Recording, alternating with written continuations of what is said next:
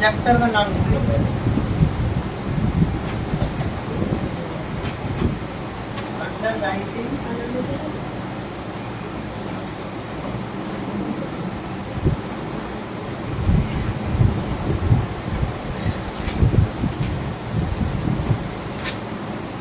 Chapter का नाम heading देखो कॉपी, ठीक है।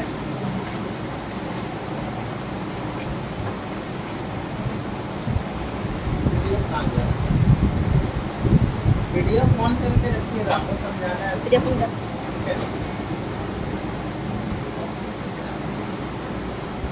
चलो आप समझो। हो गया, हेडिंग हो गया। हेडिंग देना है मैडम को। सर वो सर एंड सर वो आपका कॉस्ट का ही है ना सर? कॉस्ट का ही ना है सर? क्या अकाउंट से वो अकाउंट सॉरी सर एंड ठीक है। ठीक है, फर्स्ट चैप्टर हम लोग किए थे वो है इशू ऑफ शेयर, ठीक है। सेकंड चैप्टर है under writing of share certificate. और भी दो चैप्टर है बाद में करेंगे। ये चैप्टर थोड़ा सा आसान है बनाना, ठीक है। 2 या 3 क्लास लगेगा, 2 या 3 क्लास में करेंगे, ठीक है। 3-4 टॉपिक है उसको हम डिस्कस करेंगे, ठीक है। सबसे पहला, किसी को आइडिया है अंडर राइटिंग का मतलब? जैसे हम बोले शेयर और डिवेंचर के बारे में आइडिया है। शेयर किसको बोलते हैं, डिवेंचर किसको बोलते हैं? ये अंडर राइटिंग वर्ड का मीनिंग पता है क्या किसी को? तो नहीं जानता।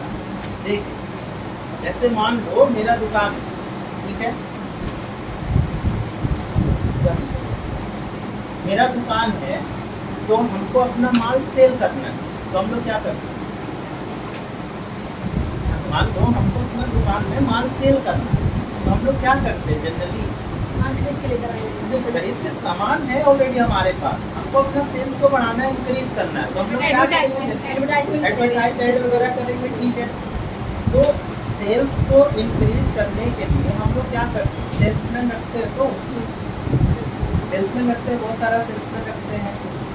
या फिर हम लोग किसी से, कोई भी पार्टी हो चाहे एजेंसी हो, उससे हम लोग टाई अप कर लेते हैं। टाई अप कैसे कर लेते हैं? जैसे मान लो हमारा सामान वो बिचवा देगा, नहीं होता है commission basis. Agent word broker अलग हो गया, ब्रोकर बोलना एजेंट। एजेंट वर्ड सही। एजेंट जो होते हैं उसका काम क्या है? वो आपका माल को सेल करवाएगा और आपसे कमीशन ले लेगा। तो उसी तरह से एक कंपनी, ठीक है। अब कंपनी जो है अपना शेयर, ठीक है। ऐसा तो जरूरी नहीं है कि हर कोई खरीद ही लेगा।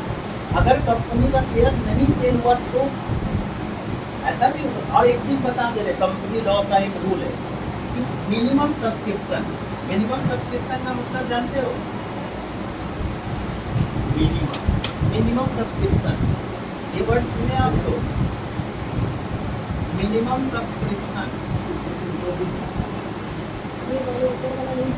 90% होता है।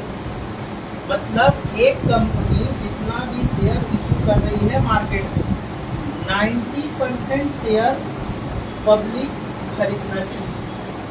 पब्लिक जो है ना, 90% शेयर अगर सब्सक्राइब नहीं किए तो फिर कंपनी शेयर इशू नहीं कर सकती। वो कैंसिल करके जिनसे पैसा दी है वो रिफंड देना पड़ता है। तो कंपनी का कितना बड़ा रिस्क है कि मार्केट में शेयर इशू किए और कोई करता ही नहीं। बेचने का सोचना पड़ेगा ना, कैसे सेल किया जाए, अपना शेयर को कैसे सेल किया, ठीक है। जैसे 90% का मतलब समझा दे। मान लो एक ए लिमिटेड कंपनी है, ठीक है। वो मार्केट में इशू हुई कितना? 10,000 शेयर 10 रुपया का, तो कितना अमाउंट हो जाएगा बताओ? बोलिए। 1 लाख रुपया हुआ तो अच्छा, 1 लाख रुपया ऑफर किए, पब्लिक को ऑफर किए सब्सक्रिप्शन के। अब इसमें से 90% है ना, 1 लाख का 90% कितना हुआ? 90,000 रुपीज जो है ना, उसको रिसीव्ड होना चाहिए। यानी पब्लिक से ए लिमिटेड को 90,000 एटलीस्ट मिलना चाहिए। अगर नहीं मिला तो ये जो मान लो इसको मिला, रिसीव्ड हुआ, मान लो इसका 5,000 शेयर, या छोड़ो 7,000 शेयर, 7,000 10 रुपया कर, यानी 70,000।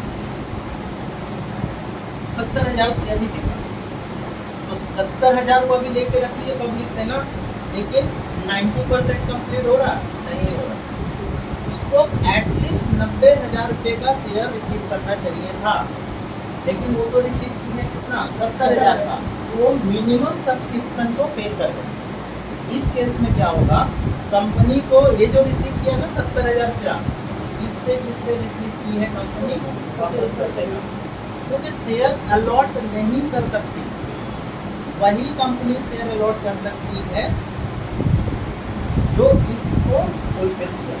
तो 90% सब्सक्रिप्शन अगर मिल गया तब वो शेयर अलॉट कर सकती है, ठीक है ना, रिफंड करना पड़ेगा, ये हमारा कंपनी लॉ।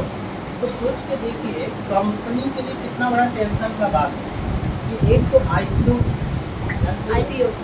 ठीक है, मतलब फर्स्ट टाइम कंपनी जो अपना शेयर लेकर आ रही है, तो भाई कंपनी को भी तो टेंशन है कि मेरा शेयर बिकेगा कि नहीं, सेल होगा कि नहीं। तो इसलिए कंपनी क्या करती है, एक्सपर्ट लोगों का हेल्प लेती है, जिसको अंडर राइटर बोला जाता है। बात समझ में आया? अंडर राइटर कौन लोग हैं? अंडर राइटर जो है ना, शेयर को सेल करवाने में एक्सपर्ट है, ठीक है।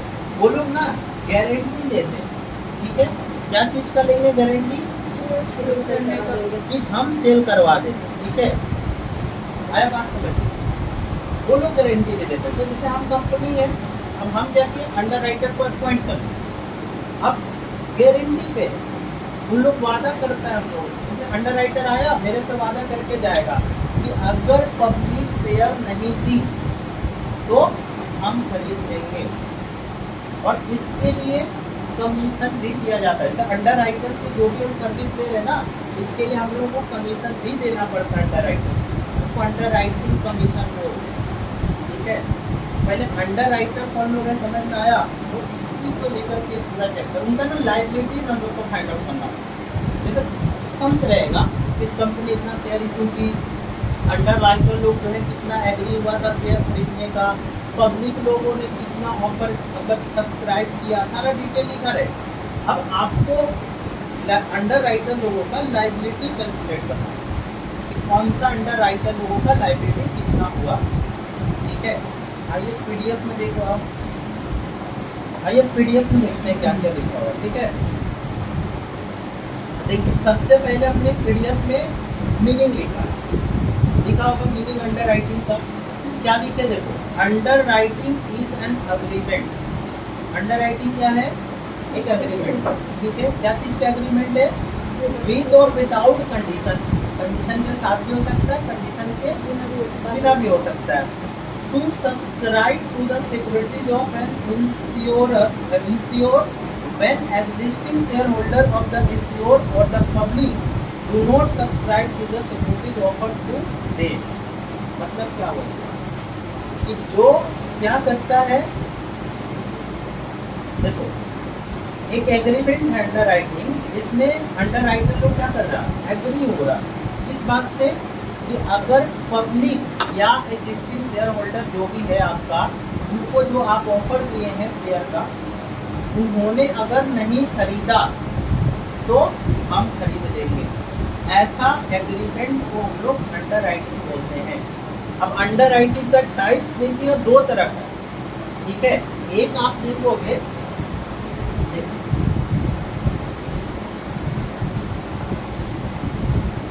एक टाइप्स देखिए आप कौन सा था, कंडीशनल, और दूसरा क्या है, फॉर्म अंडर राइटिंग। एक कंडीशनल अंडर राइटिंग है, दूसरा फॉर्म अंडर राइटिंग। देखिए इसका नाम से ही समझ में आ रहा है कंडीशनल, इसमें कंडीशनल। देखो दोनों में फर्क हम समझा दें, एक एग्जाम्पल से फर्क समझा दें। जैसे मान लो पहले कंडीशनल ना समझ, पहले फॉर्म का बात, ठीक है, पहले कंडीशनल अंडर राइटिंग समझ। जैसे मान लो कंपनी है इशू 20,000, ठीक है, 20,000, ठीक है। अच्छा इसमें कंडीशनल में क्या होता है ना, कंडीशनल में होता है कि अंडर राइटर जो है ना, वो इस कंडीशन पे आपसे एग्रीमेंट करता है कि अगर पब्लिक नहीं ली तो हम जैसे मान लो अगर इशूड केस में और सब्सक्रिप्शन आया, सब्सक्राइब मान लो पब्लिक लोगों का 20,000 शेयर्स का है, तो इस केस में अंडर राइटर का लायबिलिटी क्या हो? कुछ भी नहीं हो। कंडीशनल अंडर राइटिंग इसी को बोलते हैं। कंडीशनल अंडर राइटिंग का मतलब क्या हो गया? अंडर राइटर जो है वो इस बात का एग्रीमेंट करता है कि आप जितना शेयर इशू किए हैं, पब्लिक अगर उसको खरीद ले रही है तो ठीक, नहीं खरीदेगी तो हम। अब जैसे मान लो अगर लोग सब्सक्रिप्शन करते हैं, इसमें मान लो 16,000 शेयर्स का सब्सक्रिप्शन आता है, तो देखो 20 इशू की थी कंपनी, 16 का ही लोग खरीदे सब्सक्राइब किए, तो बस बाकी कितना बच गया? 4। तो ये शेयर किसको खरीदना पड़ेगा? अंडर राइटर को खरीदना पड़ेगा। इसी बात का तो एग्रीमेंट हुआ, इसी बात का तो कंपनी अंडर राइटर को कमीशन दे रही, ठीक है। ये हो गया आपका कंडीशनल। अच्छा, फर्म अंडर राइटिंग में क्या होता है बता। फर्म अंडर राइटिंग में कंपनी जो है मान लो इशू की है, इसमें भी 20,000 शेयर है, ठीक है। अब इसमें पब्लिक कितना सब्सक्रिप्शन कर रहे उससे मतलब नहीं होता। इसमें जो अंडर राइटर है एक स्पेसिफिक अमाउंट पहले से ही तय करके रखते हैं, चाहे जितना भी इशू हो रहा, मतलब जितना भी सब्सक्रिप्शन आ रहा है उससे मतलब नहीं है, हम इतना खरीदेंगे ही खरीदेंगे। इसमें फर्म जो अंडर राइटर है ना वो पहले से डिसाइड कर लेते हैं, हाँ इतना हम शेयर लेंगे।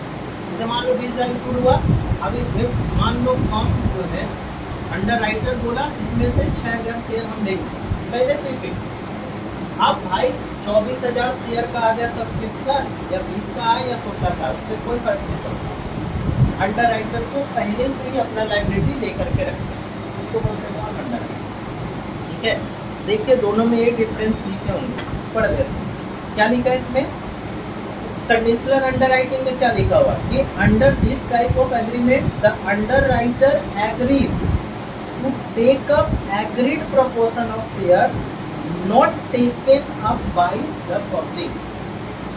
मतलब वो शेयर वो लेगा जिसको पब्लिक ने नहीं लिया, ठीक है। अच्छा, if the shares are fully subscribe by the public, fully subscribe समझते हो? जैसे यहाँ 20 का शेयर, अब 20,000 शेयर सब्सक्राइब किया गया, लोग खरीद 20,000 शेयर कंपनी ओपन की और लोग जो है 20,000 शेयर खरीद, इसको फुल्ली सब्सक्राइब। तो अगर फुल्ली सब्सक्राइब रहा तो क्या हो जाएगा? The underwriter does not take up any share. यही चीज हम कंडीशनल में समझा रहे थे। कंडीशनल में क्या हुआ कि इशू करिए आप, हम आपको एक तरह से कंपनी को अंडर राइटर को भरोसा दिला कि भाई मेरा मतलब जैसे नहीं होता है, एक हिम्मत नहीं होता है, जैसे हमको हिम्मत नहीं हो रहा शेयर बेचने का, वो आकर के ऐसे नहीं हाथ रखते हैं ऐसे कि हम हैं तुम्हारे साथ, नहीं सेल हुआ तो हम खरीदें। अगर फुल्ली सब्सक्राइब हो गया तो अंडर राइटर का कोई लायबिलिटी नहीं है, ठीक है। अच्छा, फर्म वाला में, ठीक है। तो फर्म में क्या लिखे हम कि under this type of agreement the under writer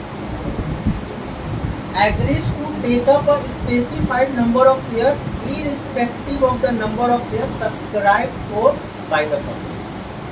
मतलब क्या है कि फर्म अंडर राइटिंग में इस एग्रीमेंट में क्या होता है, एक स्पेसिफिक अमाउंट शेयर का पहले से ही अंडर राइटर क्या करता है, ले करके रखता है। और क्या लिखा है इसमें? Irrespective of number of share subscribe by the public कितना सब्सक्रिप्शन कर रही है नहीं कर रही है उससे मतलब नहीं, ठीक है। तो ये 2 वर्ड का मीनिंग क्लियर हुआ। पहली 3 वर्ड अंडर राइटिंग का मतलब, अंडर राइटर कौन लोग होते हैं, अंडर राइटर्स कितने टाइप का हो सकता है? 2 तरह। जो अंडर राइटिंग एग्रीमेंट है वो 2 टाइप का होता है, कंडीशनल और एक तो फर्म। अब इसमें आप आगे बढ़ेंगे तो देखोगे एक मार्क्ड एप्लीकेशन और एक अनमार्क्ड एप्लीकेशन। अच्छा, आप लोगों को लग रहा होगा कि हम लोग पढ़ रहे अकाउंट्स, ठीक है, तो सर तब से थ्योरी क्यों समझा, ऐसा आ रहा दिमाग में? बिल्कुल नहीं सर, थ्योरी रहता ही है, नहीं रहता, थ्योरी रहता ही है। देखिए थ्योरी नहीं रहता, ये जितना मीनिंग अभी हम समझा रहे हैं ना, जब आप प्रॉब्लम सॉल्व करेंगे, ठीक है, जब समझ करेंगे ना तो प्रॉब्लम सॉल्व, वहाँ ये सब काम आने वाला। अगर इसकी नॉलेज नहीं होगी तो सम्स बनाने में थोड़ा सा तकलीफ होगा। अब हर सम्स में आप देखिएगा मार्क्ड एप्लीकेशन, अनमार्क्ड एप्लीकेशन लिखा हो, तो समझना तो पड़ेगा पहले बोलते किसको है, तब ना हम लोग क्वेश्चन सॉल्व करेंगे। क्वेश्चन भी है, पीडीएफ में आगे क्वेश्चन भी कराएंगे, ठीक है।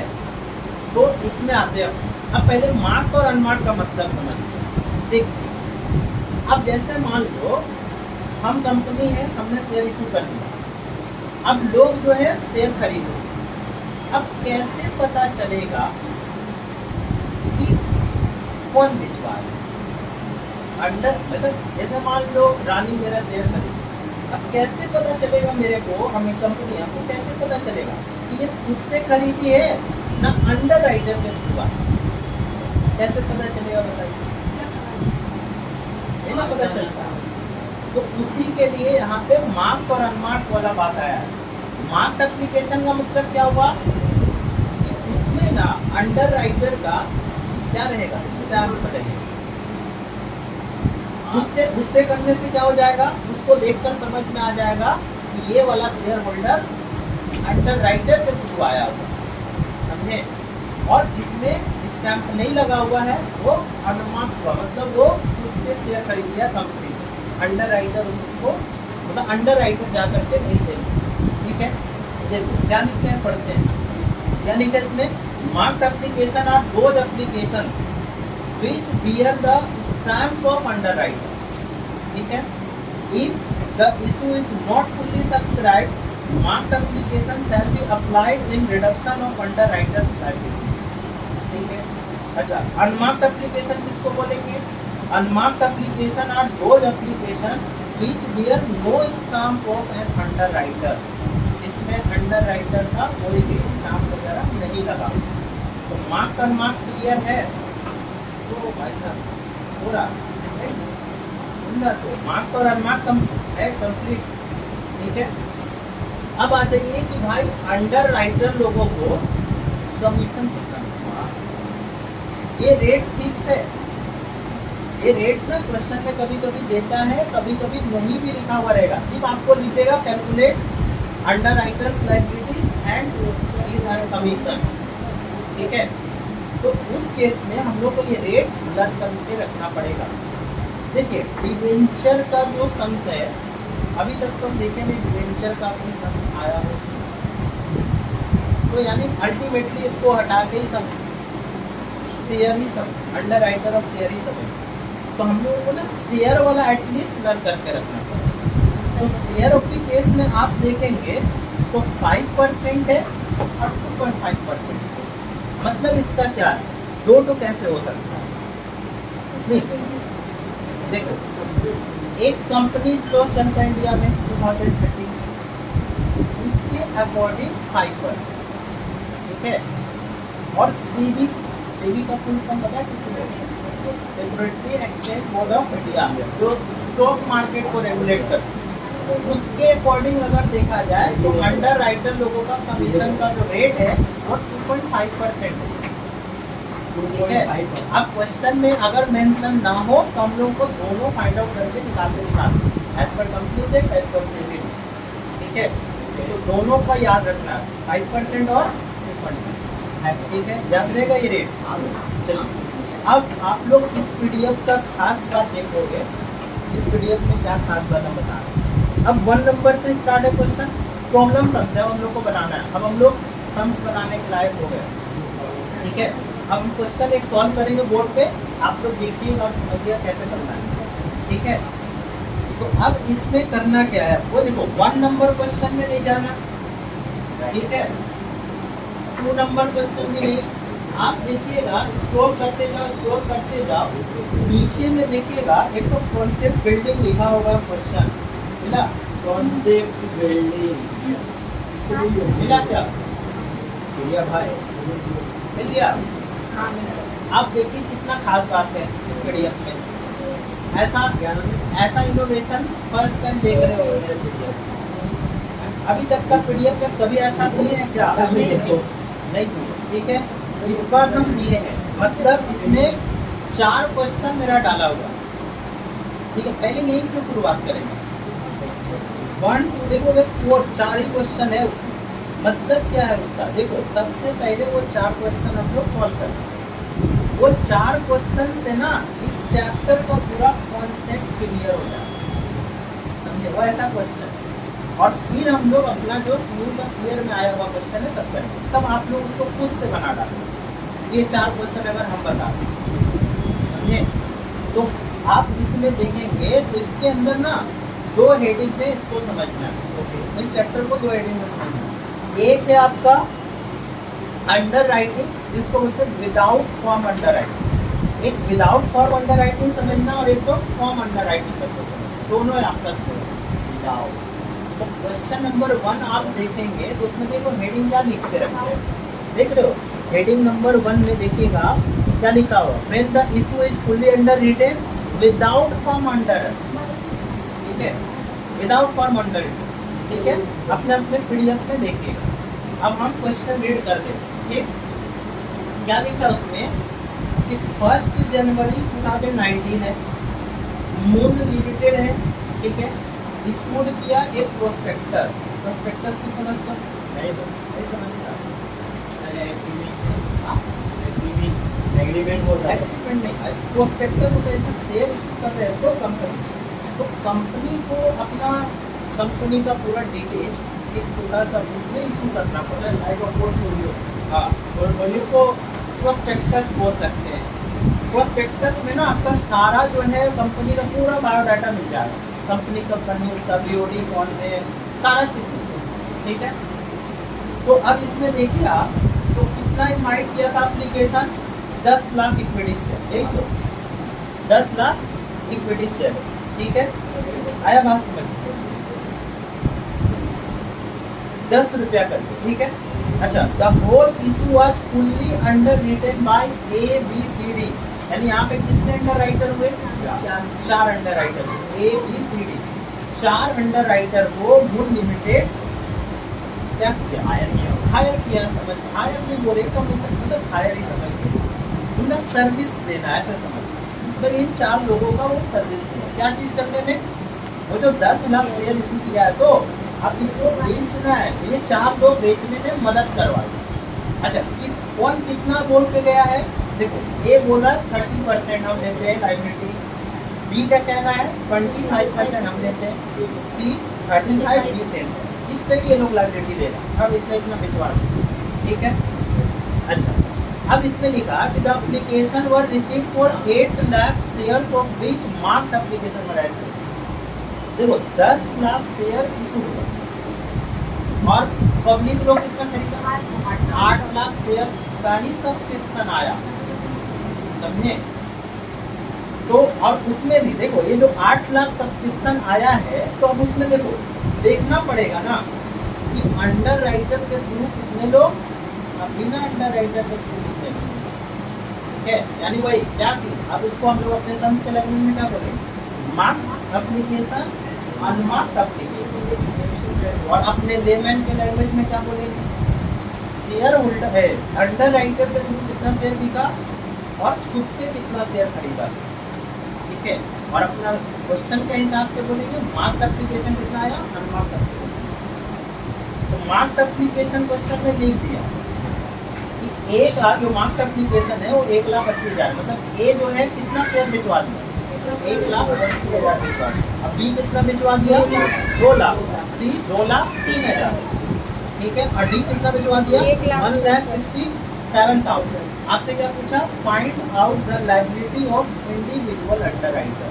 ये जो अलग अलग अंडर राइटर है उनका लायबिलिटी कितना हुआ। अच्छा, लायबिलिटी का मतलब क्या है? अरे देखो 10 लाख शेयर आया, 8 लाख, देखो 10 लाख आया तो 10 लाख वो लोग बेचवाने का वादा किया, ठीक है? अब 8 लाख ही ना लोग खरीदे, 2 लाख का जो बैलेंस बच रहा वो तो अंडर राइटर को खरीदना पड़ेगा भाई। 2 लाख का जो गैप आ रहा है वो अंडर राइटर को खरीदना पड़ेगा ना, एक तो एग्रीमेंट था, किसी का तो वो कमीशन ले रहा, तो ये 2 लाख तो वही हमको निकालना है कि एक्चुअली में कितना हुआ। क्योंकि देखो 2 लाख तो आपको ऐसे समझ में आ जा रहा, बोलो सर बड़ा आसान है भाई, ये जो 8 लाख आ रहा है उसमें मार्क भी तो है, उसमें मार्क भी तो है ऑलरेडी, तो उसमें बहुत सारा ऐसा इंक्लूड है जो अंडर राइटर भी शेयर किए, 2 लाख तो हटाना होगा ना, तब ना देखना पड़ेगा बाकी कितना बच रहा है, तो उस हिसाब से हम लोग को निकालना पड़ेगा। बहुत ही आसान होता है, 10 मार्क्स का आता है, हर साल आता है।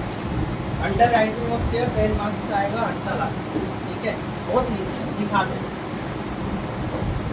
कॉन्सेप्ट बिल्डिंग का क्वेश्चन नंबर 1। ठीक है, अभी कोई लिखना उतना मत, पहले क्या करेंगे, एक छोटा सा फॉर्मेट होगा। ठीक है, नाम क्या है उसका, ए,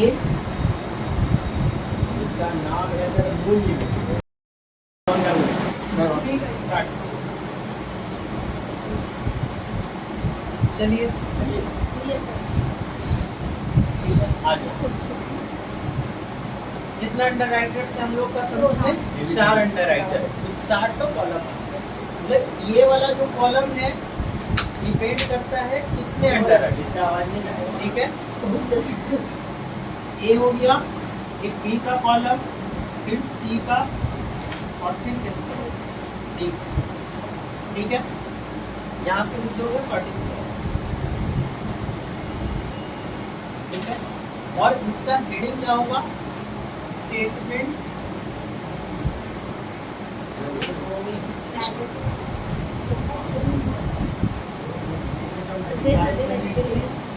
ऑफ अंडर राइटर। ठीक है, ये हेडिंग में हम लोग डालते हैं, मतलब कोई भी सम बना रहे हैं ना हम लोग, यही हेडिंग होगा, statement showing liabilities of under writer. और ये कॉलम कितना होगा, डिपेंड करता है क्वेश्चन में कितने अंडर राइटर, 3 है कि 4 है, 2 है। ठीक है, अब हम लोग को करना क्या होगा, सबसे पहले हम लोग लिखेंगे इसमें क्या, ग्रॉस लायबिलिटी। ठीक है, देखो हम फॉर्मेट नहीं लिखवाए हैं, जानबूझकर हम फॉर्मेट नहीं लिखवाए इसमें, तो बेनिफिट नहीं है। ये क्वेश्चन हम सॉल्व कर दे रहे, यही फॉर्मेट है। ठीक है, पहले ग्रॉस लायबिलिटी लिखते हैं। अब ये ग्रॉस लायबिलिटी कहाँ से आएगा, तो भाई देखो 10 लाख शेयर इशू हुआ था, और कौन कितना वादा कर रहा, देख रहे हो, ये कितना बोल रहा, यहाँ 30% भिजवा दो।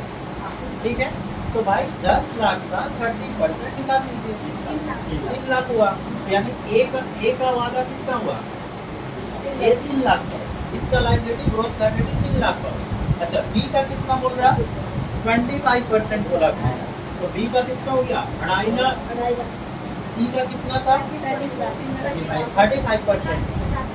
3.5 लाख सी का हो गया, और 10% था किसका, डी का, 10% 1 लाख हो गया। तो भाई सबको ग्रॉस लायबिलिटीज निकालने आ गया क्या, यस सर।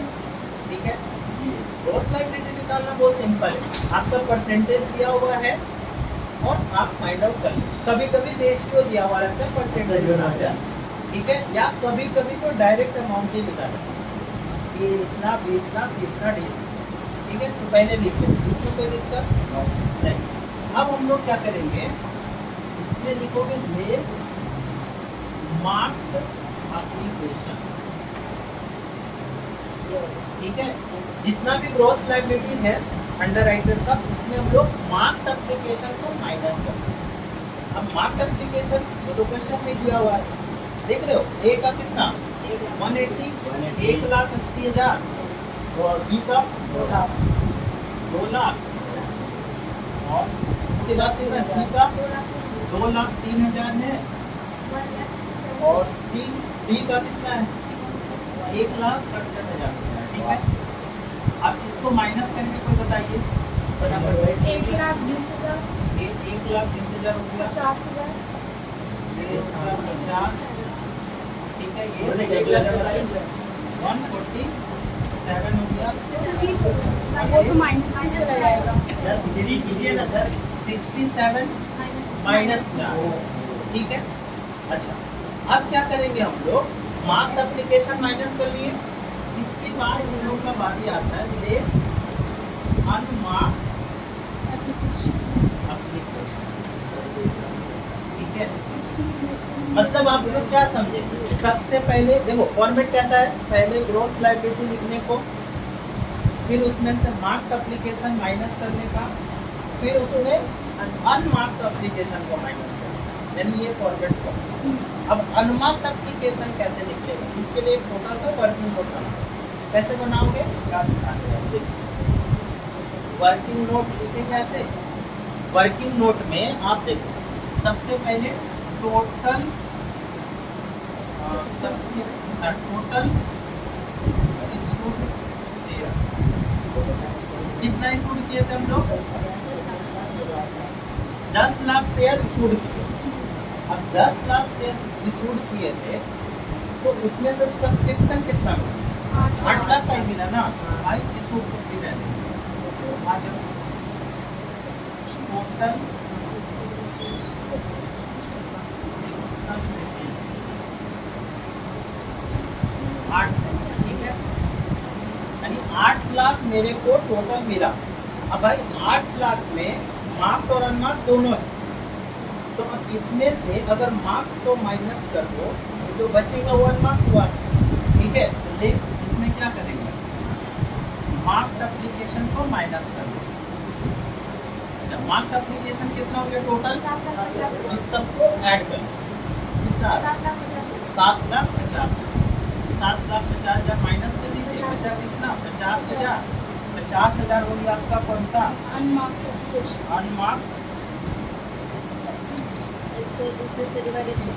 देखो फिर से बता दें, अनमार्क्ड एप्लीकेशन ओरल भी निकाल सकते हैं, बट वर्किंग नोट में दिखा देना चाहिए। टोटल जितना सब्सक्रिप्शन रिसीव्ड हो रहा वो दोनों है, उसमें ना दोनों है, मार्क्ड भी है अनमार्क्ड। मार्क्ड तो हम लोग को मालूम है, मार्क्ड तो क्लियरली पता है, ए का इतना, बी का इतना, सी का इतना, डी का इतना, तो सबको प्लस कर लो, माइनस कर लीजिए, जो आएगा अनमार्क्ड।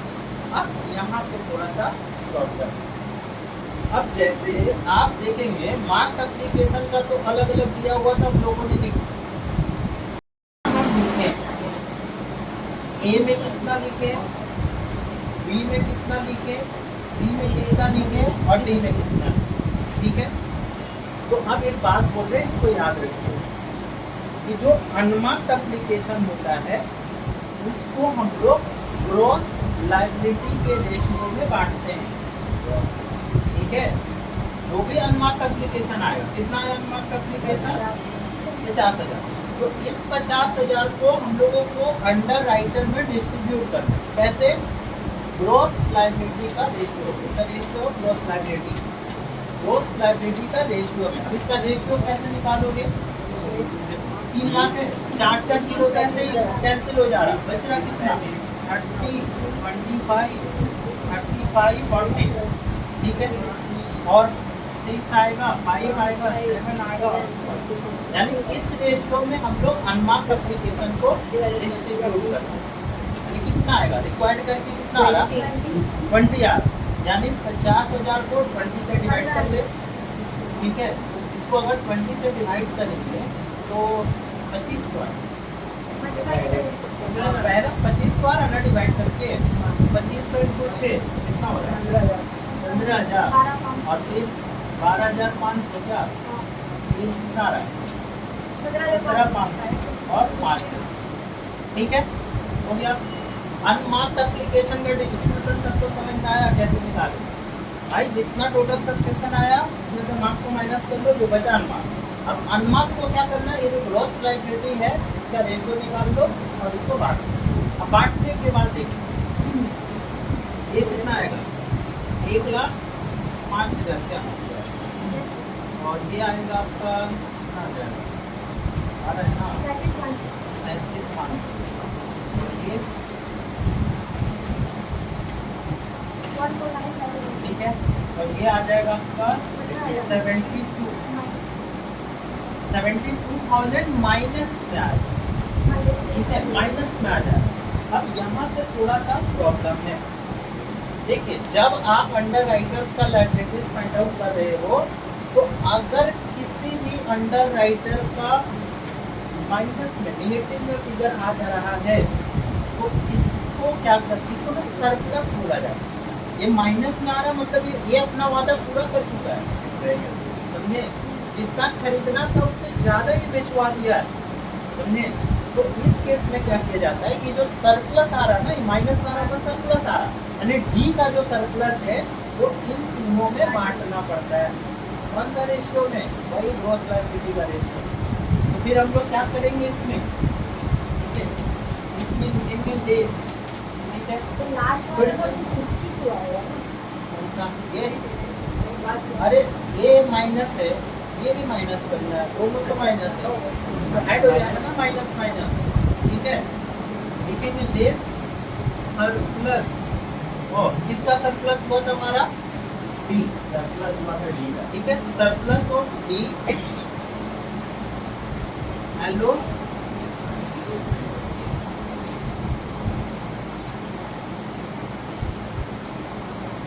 allocated to किसमें किसमें बांटना है? A, B and C in the ratio 6:5:7, ठीक है। इस रेशियो में हम लोग को डिस्ट्रीब्यूट कर देना। अब आ जाओ इसका कितना देखो, सबसे पहला तो यहाँ पे आपका 72,000 जो है वो प्लस में होगा, तब तक ये खत्म होगा। 72,000 माइनस में प्लस में देंगे, और इस 72,000 को तीनों में इस रेशियो में भाग जाएगी। ये हटा दो, 2 को हटा दो भाई, 2 तो डी का है, डी का ही तो बांट रहे हैं, 3 जन में बांटना है ना, ए बी सी। तो रेशियो पे हम लोग किसका लेंगे? ए बी और सी का। अरे कितना आएगा? 24 आ रहा क्या? Yes sir. और 20 और 28, ठीक है। अब क्या करेंगे? अब फिर से निकाल, देखो ये हट गया, इसका कुछ भी नहीं आया, ठीक है, इसका कुछ भी नहीं आया, ऐसा नहीं लिखो। अच्छा इसका कितना आ रहा? 1,01,000 का, ठीक है। और इसका कितना आएगा? 81,000 इसका 81, ठीक है। अब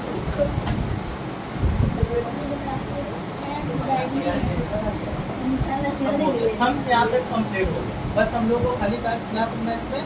लायबिलिटीज लिख देना बस, नेट लायबिलिटी।